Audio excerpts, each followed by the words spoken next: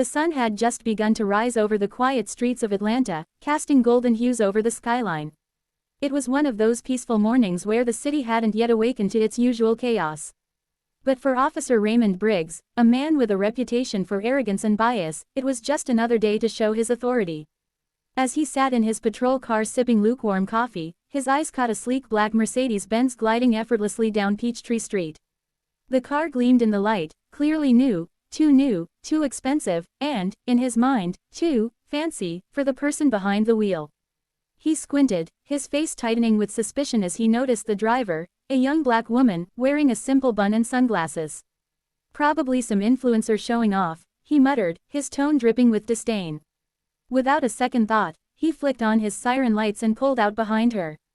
Inside the Mercedes, Captain Maya Johnson, a decorated officer in the U.S. Army, sighed as she noticed the flashing red and blue lights in her rearview mirror. She had just returned from a 6-month deployment overseas and was heading to a ceremony where she was to receive an award for her service. The uniform neatly folded on the back seat was a symbol of years of dedication, sacrifice, and bravery, things Officer Briggs knew nothing about. Maya carefully pulled over, turned off her car, and placed her hands visibly on the steering wheel. She had seen too many headlines about traffic stops gone wrong to take any chances. Briggs swaggered up to the car, his sunglasses glinting in the morning light. He tapped on the window, more aggressively than necessary. "License and registration," he barked. Maya rolled down the window calmly and handed over her documents. "Good morning, officer. May I ask what the problem is?" Briggs looked at the papers and then back at her. "You were driving a little too fast for this neighborhood. And, well," he smirked, "this car doesn't really seem like something someone like you would be driving." "Someone like me?" she asked, her tone calm but firm. "You know what I mean," he said dismissively. "Where'd you get this car? You rent it? Borrow it from a boyfriend?" Maya's jaw tightened, but she stayed silent. She knew exactly where this was going. She'd been in similar situations before, judged not by her achievements but by the color of her skin. "I'll need to run your license," Briggs said, walking back to his patrol car. But before he could move away, Maya said evenly, "That's fine, officer. But I'd prefer if we both remained professional." Briggs snorted. "Professional? Don't tell me how to do my job." He returned to his car and began running her information. As he waited for the results, he looked up at the Mercedes again. The more he looked, the more annoyed he became.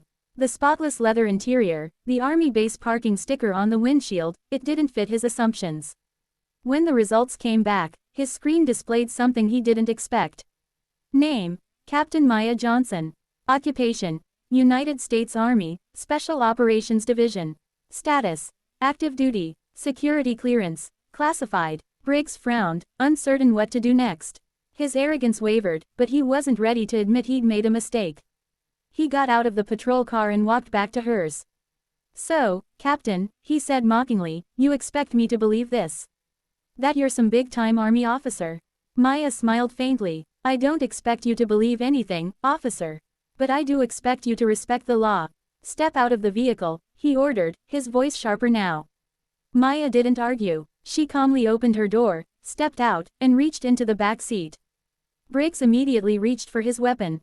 "Hands where I can see them," he shouted. Maya froze for a moment, then said, "Relax, officer. I'm just getting my uniform."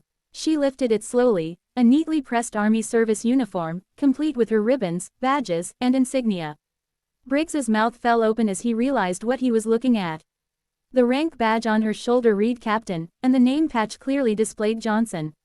She straightened up and looked him dead in the eye. "Is this enough proof for you?" Briggs stammered. I didn't mean to." "Oh, you meant every word," she interrupted. "You saw a black woman in a nice car and assumed she didn't belong. That's profiling, officer, and it's illegal." Her voice was calm but carried the authority of someone who had led troops through battlefields. Briggs could feel his confidence evaporating. Before he could respond, another patrol car pulled up. Out stepped Sergeant Miller, a senior officer who recognized Maya immediately. "Captain Johnson," Miller exclaimed, rushing over. "Ma'am, I didn't know you were back in town."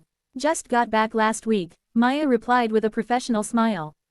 "Seems your officer here thought I was suspicious for driving my own car." Miller's expression hardened. He turned to Briggs. "Do you have any idea who you just stopped?" Briggs swallowed hard, his face turning red. Just doing my job, sir. Your job doesn't include harassing decorated officers, Miller snapped. Captain Johnson served 3 tours overseas. She's a Silver Star recipient.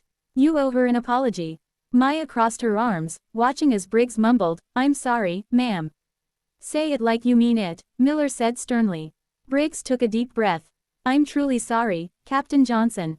I shouldn't have made assumptions. Maya nodded slightly. I accept your apology, officer. But I hope next time, you'll think before you act. Because next time, it might not end so calmly. With that, she picked up her uniform, folded it neatly, and returned to her car. Miller saluted her as she drove away. The story didn't end there, though. Later that day, Maya attended the ceremony at the state capitol, where she was honored for her bravery and leadership during a dangerous rescue mission in the Middle East. Reporters and cameras surrounded her as she received her medal from the governor. Among the crowd, standing awkwardly at the edge, was Officer Briggs. Sergeant Miller had ordered him to attend, to witness who he had almost disrespected beyond repair. As Maya gave her speech, she looked directly at him and said, respect should never depend on appearance. Every person you meet carries a story, a struggle, and a purpose. When we forget that, we fail not just as officers or citizens, but as human beings. The crowd erupted in applause. Briggs lowered his head, realizing the depth of his mistake. After the ceremony, he approached her one more time. Captain, he said quietly, I don't expect forgiveness. But I want you to know, I'll do better. Maya looked at him for a long moment, then extended her hand. Then that's a start. From that day on, something changed in Officer Briggs. He began treating people differently, asking instead of assuming, listening instead of judging. Word spread around the department that the tough guy officer had softened. But those who knew the story understood, it wasn't weakness. It was growth. A few months later, Briggs volunteered for a community outreach program where he worked with veterans transitioning back into civilian life. There, he crossed paths with Maya again. This time, there was no uniform, no rank, just 2 people trying to make their city a better place. As they shook hands, Maya said with a smile, looks like you really did learn something. Briggs chuckled. Yeah, thanks to you, Captain. Sometimes, lessons come in the most unexpected ways. A single act of prejudice can expose the cracks in our humanity, but it can also open the door to understanding. And that morning on Peachtree Street, when a cop stopped a black woman for driving too fancy, it became more than just a traffic stop, it became a story of humility, courage, and redemption. Because respect, in the end, isn't earned by the badge on your chest or the car you drive. It's earned by the strength of your character, and by recognizing the dignity in every person, no matter who they are or what they look like.